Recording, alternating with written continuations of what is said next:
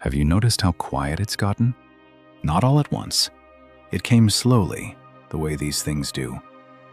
The children grew up and built their own lives, the way you raised them to. Friends you'd known for 40 years started to move away, or move into homes, or move on out of this life altogether, until the address book has more names you can't call than names you can. Maybe there's a chair across the table that someone used to sit in and doesn't anymore. The phone, which used to ring, mostly doesn't. And the days, which used to be so full you'd have given anything for a quiet one, are quiet now, whether you want them to be or not. And nobody warns you about this part. They warn you about the big losses, the ones with funerals. Nobody warns you about the slow thinning out, the way a full life can empty by inches until you look up one ordinary afternoon and realize you've gone a long time without anyone really needing you or really seeing you. And you wonder, in a place you don't say out loud, whether this is just how it's going to be now, whether you'll be alone at the end of it, whether even God, who feels far off on the silent days, might be one more presence that quietly drifts away. And it's a strange grief, because there is no single thing to point to. No one did anything wrong. There's no villain in it. It's just subtraction, slow and quiet. A name crossed out here, a tradition that stopped happening there, a room that used to be loud and isn't. You can't even properly mourn it, because the world expects you to be fine. You raised independent children. You outlived dear friends. These are supposed to be the ordinary seasons of a long life. So you carry the ache without a name for it. And you say you're doing well when people ask. And only you know how loud the quiet has gotten in the place where a whole world used to be. And the cruelest thing the loneliness does is convince you that you are the only one, that everyone else your age is surrounded, that your quiet house is a personal failure rather than one of the most ordinary experiences of a long life. You are not the only one sitting in a quieter room than you used to. So many of the people you'd pass at the grocery store know this exact ache. It is nearly universal and almost never spoken aloud, which is its own kind of loneliness. The loneliness of believing you are alone in being alone. I want to sit with you in that for a moment, because I'm not going to pretend it away. The thinning is real.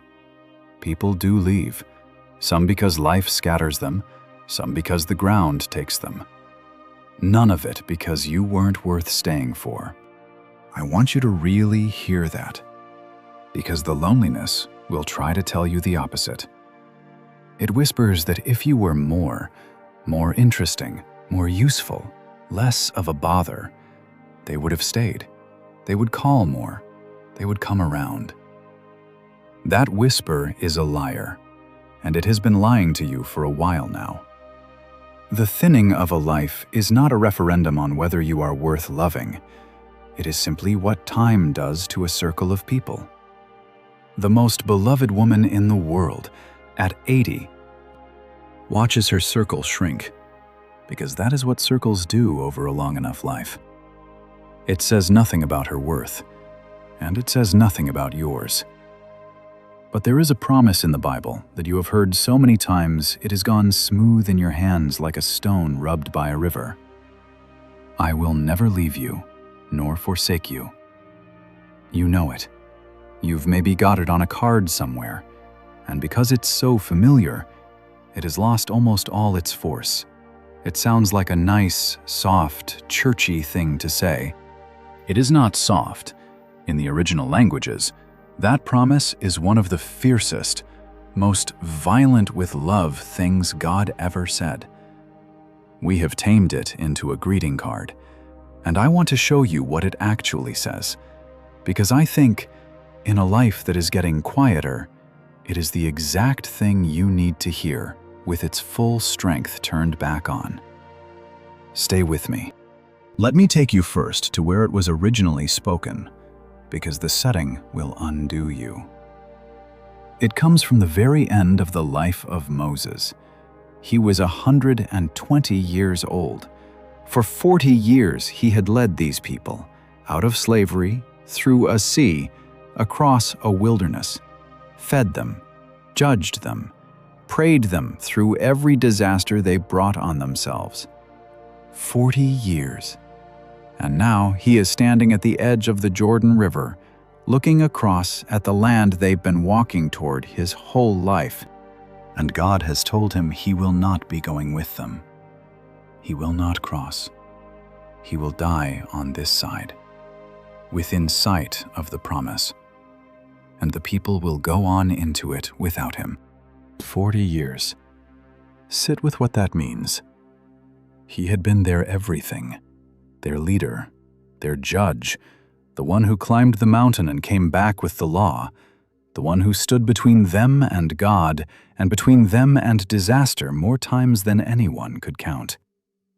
There was not a soul in that camp under the age of 40 who could remember a single day without Moses. And now he has to let them go.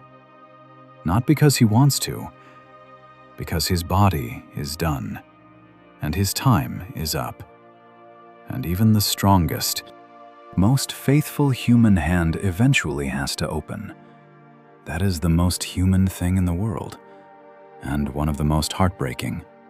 The moment a person who has held everyone for so long finally cannot hold anymore. And maybe that lands a little too close, because you have been that person, the one who held everyone. And you know, now, the particular ache of arriving at the place where you cannot hold the way you used to, where your own strength, the strength everyone relied on, is not what it was. If Moses, the strongest of them, came to that place, then it is not your failure to arrive there too. It is just the shape of a long, faithful life. The hands wear out. But hear the rest of it. The God that Moses pointed to does not. So picture this, a whole nation about to lose the only leader most of them have ever known. They are standing at the border of everything new and frightening and unknown. And the one constant of their entire lives is about to be taken from them. If anyone ever stood exactly where you are standing, watching the familiar faces go, facing what's ahead more alone than they've ever been, it is these people on that day. And notice God's timing, because he does this on purpose. He doesn't wait until the people feel settled and safe to reassure them. He gives the fiercest promise of his presence at the precise moment of maximum abandonment, right as the one constant of their lives is being taken away. That tells you something about when this promise is for. It is not a verse for the easy days. It was forged and first spoken for the day the floor falls out, for the day the last familiar face turns to go. That is the day God reaches for these exact words. The first-century historian Josephus describes the scene. He writes that Moses gathered the whole congregation together near the Jordan, and that as the old man spoke his farewell, he did it with tears in his eyes. He was leaving them. He knew it. And in that exact moment, the moment of being left, these are the words Moses gives them. Think about how remarkable that is. A dying man's last words to the people he loves are not about himself. He doesn't say, "Remember me. Don't forget what I did for you." He spends his final breath pointing past himself to the one who isn't leaving, as if to say, "I have to let go of you now, but do not mistake my letting go for his. My grip was always temporary. His never was. I am not the one who kept you. He is, and he stays." Be strong and courageous. Do not be afraid, for the Lord your God, He is the one who goes with you. He will not fail you, nor forsake you. Now, here is the word, because in English it says, He will not fail you, and that's a fine translation, but it has buried something. The Hebrew word translated fail is raphah, and raphah does not mean to let someone down or to fall short. Its actual root meaning is to let go, to loosen, to slacken your grip, to let drop. It's the word for a hand that goes limp, that releases what it was holding. It's what your fingers do when you're too tired to hold on anymore, and you let the rope slide out of your hands. You know that feeling in your own body? The grocery bag whose handle is cutting into your fingers, the suitcase you've carried too far, the railing you grip going down the stairs. There comes a point where the hand simply cannot hold anymore, and it opens. Not because you chose it, but because the strength ran out. That is raphah. That limp, releasing, can't hold on any longer opening of a hand. And the whole force of this promise is God saying, that will never happen to my hand. My grip on you will never run out of strength. My fingers will never tire and open. Whatever you feel slipping in your own hands, the hand that actually holds you is not slipping at all. So hear what Moses is really telling a people about to be left alone. He is not saying God will do an adequate job. He is saying God will not loosen His grip on you. God will not let you slip. The hand that has hold of you will not go limp, will not tire, will not release. Everyone else's grip, in the end, loosens. Moses' own grip was loosening that very day. He was old. He was dying. He had to let go of the people he'd carried for 40 years. Human hands always, eventually, let go. That's not a failure of love. It's just what it is to be a person with a body and a lifespan. But there is one hand whose word for itself is, I will not loosen. I will not let you drop. Not when you're old, not when you're weak, not when everyone else has had to let go. There's a verse in Isaiah where God makes this almost a vow over the aging. Even to your old age. He says, I am He, even to gray hairs, I will carry you. I have made you, and I will bear you. I will carry you, and I will deliver you. 4 times in a single breath, carry, bear, carry, deliver. As if He is answering the exact fear of growing old and being set down somewhere and forgotten. The God who carried you out of the womb is the same God who carries you to the gray hairs. You did not age out of His grip. There is no point on the road where He hands you off or sets you down because you have gotten heavy. He carries the whole way. Read those verbs again slowly, because they are doing something. He doesn't say, I made you, and leave it there, as if His involvement ended at your beginning. He says, I made, and I bear, and I carry, and I deliver. Past, present, and future, all in one breath. A single, unbroken line of carrying from your first day to your last. There is no chapter of your life He sets you down for, not the messy middle, not the diminished end. The same arms the whole way through.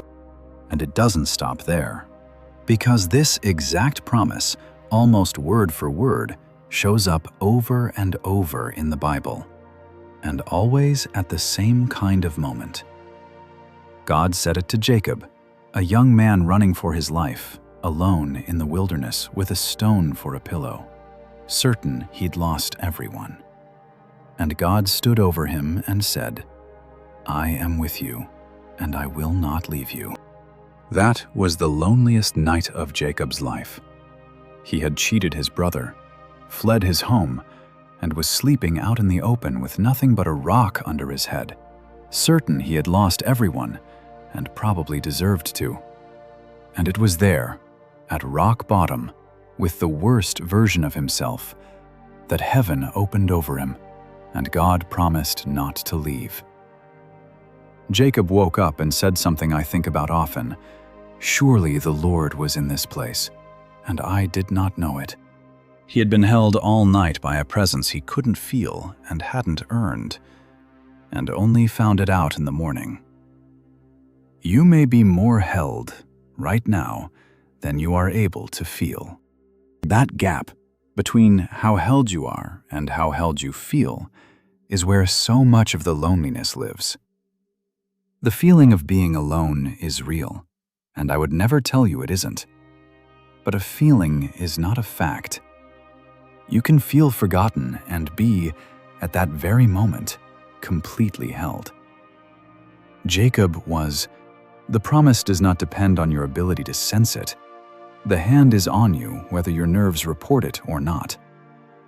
He said it to Joshua, the man who had to step into Moses' impossible shoes and lead a war he felt nowhere near ready for. I will not fail you, nor forsake you. He said it to Solomon, a young king staring at a task far too big for him. And he said it again out loud, in front of everyone, directly to Joshua, the man stepping into Moses' place. He will be with you. He will not fail you nor forsake you. Do not be afraid. Do not be discouraged. It mattered that the people heard it spoken over their new leader, because they needed to know the promise had not died with Moses. The hand that had held them for 40 years was never Moses' hand at all. It was God's, the entire time. And God was not going anywhere. The promise gets handed down, person to person, generation to generation. And every single time it lands on someone at the threshold of being alone, someone losing their leader, or facing the unknown, or left holding a weight too heavy for them. As if God keeps a special word in reserve for exactly the moment a human being is most afraid of being abandoned. And he says it again, and again, and again. And I find that almost unbearably tender, that God seems to keep this promise close, the way a parent keeps one particular word of comfort ready for the moment a child wakes from a nightmare. Whenever a human being arrives at the edge of feeling utterly alone, God reaches into the same place and brings out the same words. He said them to a runaway with a stone for a pillow. He said them to a soldier shaking in boots too big for him. He said them to a young king crushed by a task too large. And the reason they all got the same words is that it is the same fear, the oldest human fear there is, the fear of being left. And God has the same answer for it every single time. If this is putting words to something you've been carrying, would you do me a small kindness and let me know in the comments? You don't have to explain. Just write the words, "He will not loosen his grip." Let saying it be your way of taking hold again. And if you'd like to keep walking through Scripture with me like this, one hidden word at a time, I would be so glad if you'd subscribe. Now let me show you what happens to this promise when it crosses into the New Testament, because this is the part that should take your breath. Far down the line, in the book of Hebrews, a writer reaches back and picks up this same ancient promise, I will never leave you nor forsake you, and he writes it in Greek. And in the Greek, he does something with the grammar that you cannot fully carry over into English. He stacks up the negatives. In English, we have one never, but the Greek piles up no fewer than 5 negative words, one on top of another, all of them refusing the same thing. Scholars call it the single most emphatic negation in the entire New Testament. There is no stronger way, in that language, to say no to something. Stop and feel the strangeness of that. The God of the universe, with all of language at his disposal, comes to this one promise. The promise that he will not abandon you. And he does not say it once and move on. He doubles it, triples it, piles it 5 deep, like someone who will not stop saying it until they are absolutely certain you have heard. We do that, sometimes, with the people we love most. When they are frightened and not taking it in, we hold their face and say it again and again. I'm not leaving. I'm not leaving. I'm not leaving. That is exactly what the grammar of this verse is doing.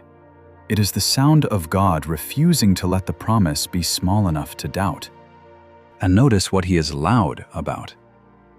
God is not, in this verse, making big promises about your circumstances, that the house will fill back up, that the phone will ring, that the losses will reverse.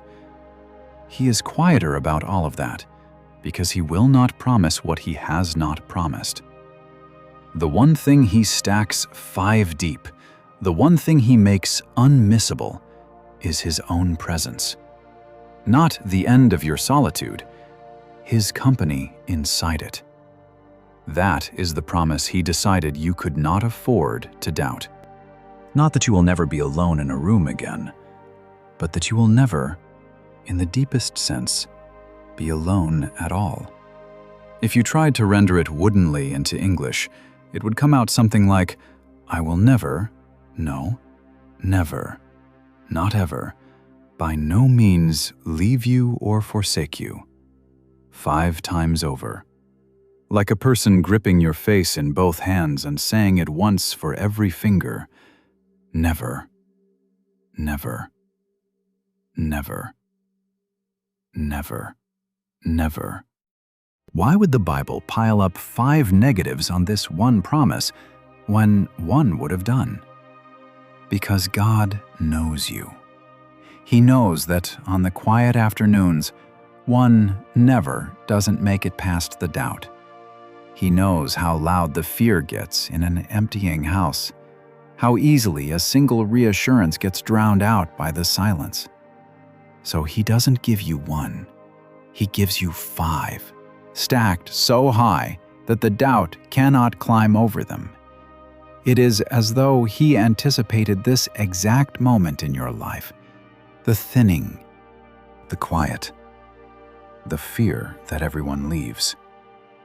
And he loaded the promise with enough force to still be standing after every other voice has gone silent. And one more thing about the Greek, because it's tender. The word translated forsake is enkatalipo, and it's built from 3 smaller words that mean, roughly, to leave someone down, in a place, behind. It's the picture of abandoning a person right where they've fallen, walking off and leaving them lying there. It is the strongest word for abandonment the language has, and it is the word God chooses, wraps in 5 negatives, and hands to you. I will not leave you lying where you've fallen. I will not walk off and leave you behind. Whatever you go down into, age, weakness, grief, the last stretch of the road, I do not abandon people there. I get down into it with them. There is a psalm that says it from the other direction. If I make my bed in the depths, you are there. There is no down so far down that his presence isn't already in it, waiting, having gotten there first. So whatever the thing is you are most afraid of going into alone, the diagnosis, the decline, the empty house, the last stretch of the road, hear the word again. He does not leave people lying where they fall. He does not stand at the top of the pit and call down advice. He climbs in. I think that may be the single most important thing to know about the God of the Bible when you are afraid of the dark places ahead. He is not a God who waits at the finish line to congratulate the ones who made it through on their own. He is a God who comes down into the valley, into the hospital room, into the long, sleepless stretch, into the grief, and sits there with you in it. You will not have to go into the hardest places by yourself and merely hope He's waiting on the far side. He goes in with you. He is, the whole way down and the whole way through, the one who does not leave. So let's bring this home, to your quiet house, to your thinning address book, to the fear you don't say out loud. Here is the lie the quiet has been telling you, that the leaving is about you. That if you were more, if you were younger, more useful, less trouble, more interesting, people would have stayed. And since they didn't, the fault must be yours. And if people keep leaving, then maybe, in the end, God will too. That is the math the loneliness does in the dark, and I want you to hear that it is wrong from the first number. People leave because people are temporary. Bodies wear out, families scatter. Friends are mortal. The leaving was never a verdict on your worth. It is simply the nature of human hands. They all, eventually, loosen. Even the best of them, even Moses' hands, full of love, had to let go. And there is even a strange comfort in that, if you will let it land. Because if the leaving were about your worth, you would be helpless to fix it. You can't make yourself worth staying for. You either are or you aren't. And the loneliness wants you to believe you aren't. But the leaving was never about that. It is about mortality and distance and the simple physics of time on a human life. Which means the silence in your house is not a sentence that has been passed on you. It is not the universe agreeing with your worst fear about yourself. It is only the ordinary, aching cost of having loved people who, like all people, were only ever passing through. But you have spent your life, I think, believing that you were the one who had to hold everything together. You held the family together, you held the friendships, sent the cards, made the calls, kept the threads from breaking. And now your hands are getting tired, and the threads are slipping, and it feels like everything you held is coming loose. And underneath that is a terror that you are running out of the strength to hold on, even to God. But listen to what the Word actually said. It was never your grip that was keeping you. It was His. You are not the one holding on. You are the one being held. And the promise is not that you'll find the strength to keep your grip on Him. The promise is that He will not loosen His grip on you. That changes who has to be strong here. It was never you. And what a relief that should be, especially now. Because your grip is tired. Of course it is. You have been holding on for decades, holding the family together, holding the friendships, holding your own faith steady through things that would have shaken it loose in a weaker person. And maybe lately you felt your grip on God Himself going a little slack, the prayers drier, the feelings fainter, the certainty thinner than it used to be, and you've been afraid that if you let go even a little, you'll drift. But you are not the rope's anchor. He is. Your slipping grip is not the thing keeping you tied to God. His unslipping grip is. You could not fall out of that hand if you tried. And if you have spent years afraid that your faith is too small, too tired, too full of doubt to count, let this settle it. A baby in its mother's arms is not holding on. The baby's grip has nothing to do with whether it falls. The mother's arms are the whole reason it is safe. That is the relationship the Bible keeps describing between you and God. You are not a climber gripping a cliff, where everything depends on the strength of your fingers. You are a child being carried, where everything depends on the strength of the one doing the carrying. And his arms have never once gotten tired. Not when you were a baby, not now, not in the years still ahead. The arms that are carrying you simply do not know how to grow weak. And I want to say the tender thing as plainly as I can, because I think it's the thing you're most afraid to ask. You are afraid of being alone at the end, of facing the last of it with no one in the room. And I'm not going to hand you a guarantee about who will or won't be there, because I don't know, and you deserve honesty. But here is what the Bible does guarantee, in the fiercest language it owns. There is one who has promised, 5 times over, that he will not be among the ones who leave. There is a psalm that says it almost too simply. Even if your father and mother forsake you, the Lord will take you up. That phrase, take up, is the picture of someone gathering an abandoned child up off the ground and carrying it home. It is not God grudgingly tolerating the ones nobody else wanted. It is God moving toward the forsaken first and fastest and with the most tenderness, the way you would cross a room in a heartbeat for a child left crying and alone. The ones the world thins away from are not at the back of his line. They are at the very front of his heart. And here is something worth knowing about that psalm. It was almost certainly written by someone who knew exactly what it was to be left. David spent years hunted, betrayed even by his own son, abandoned by friends when it mattered most. He is not writing about abandonment from the outside, as a comfortable man theorizing about other people's pain. He is writing it from the inside, the way I am trying to sit inside it with you.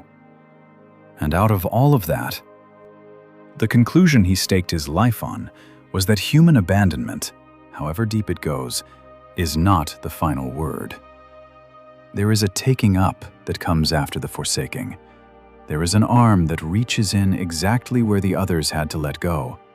When every other hand has had to let go, his is the one that does not. You will not, in the end, be holding an empty rope. The other end of it is held by the only one whose grip never goes limp. So what do you do with this in an ordinary, quiet day? Here is the small, real thing. The next time the silence presses in, when you notice how few calls came, when the empty chair catches your eye, when the fear of the end whispers, don't argue with it, and don't count up everyone who's gone. Instead, say the promise back to it in its full strength, out loud if you can. Not the soft greeting card version, the fierce one. He will not loosen his grip on me. Never. No. Never. Not ever. By no means. He does not leave people lying where they've fallen, and he will not leave me. Let the 5 negatives do their work. Stack them up against the silence until the silence has nothing left to say. And if you'd like something for your hands, try this.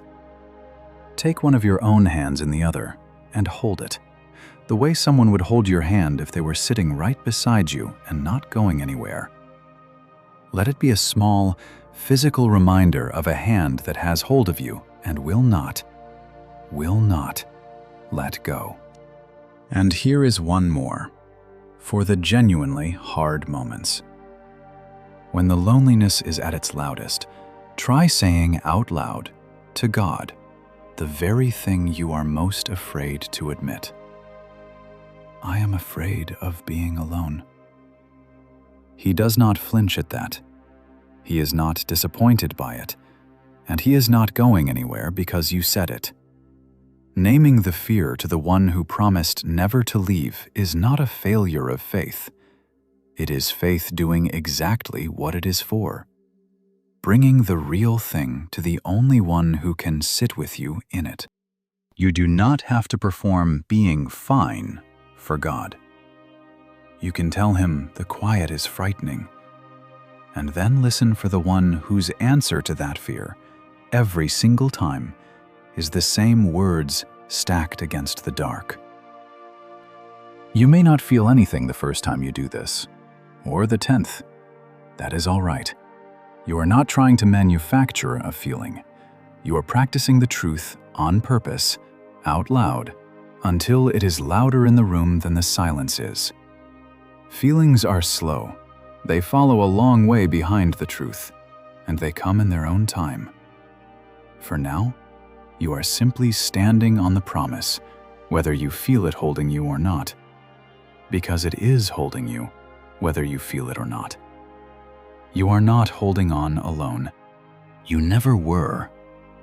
You are being held by someone who buried this promise 5 negatives deep so that you would still believe it on the quietest day of your life. So let me leave you with this, and I'll keep it gentle. The promise you've heard 100 times is not soft. In the Hebrew, it means he will not loosen his grip on you. Not when you're old, not when you're weak, not when every other hand has had to let go. In the Greek, it is the most emphatic no in the whole New Testament. 5 negatives stacked against the fear that you'll be left. Never, never, never, never, never. The leaving in your life was never about your worth. Human hands loosen, that's all. But there is one hand that does not. You were never the one holding on. You are the one being held. And the strength this all depends on was never yours to find. It is his, and his grip does not tire. And his word for it, the fiercest word he owns, is, I will not let you go. So when the house is quiet, put your hand in your own, and remember whose hand is really holding it. You are not alone in the way you fear you are. The one who said it 5 times so you'd be sure.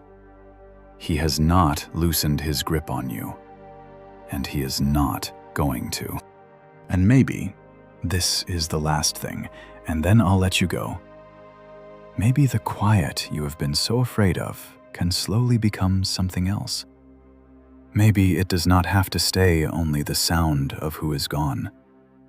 Maybe, in time, it can become a room finally quiet enough to hear the one who never left, talking back. The world was so loud for so long. He was always there underneath it. Perhaps this stripped down, thinned out season is not him drifting away from you, but the noise drifting away from him, until what is left in the stillness is the steady, unloosening grip that had hold of you the whole time. So take good care of yourself, and I'll see you next time.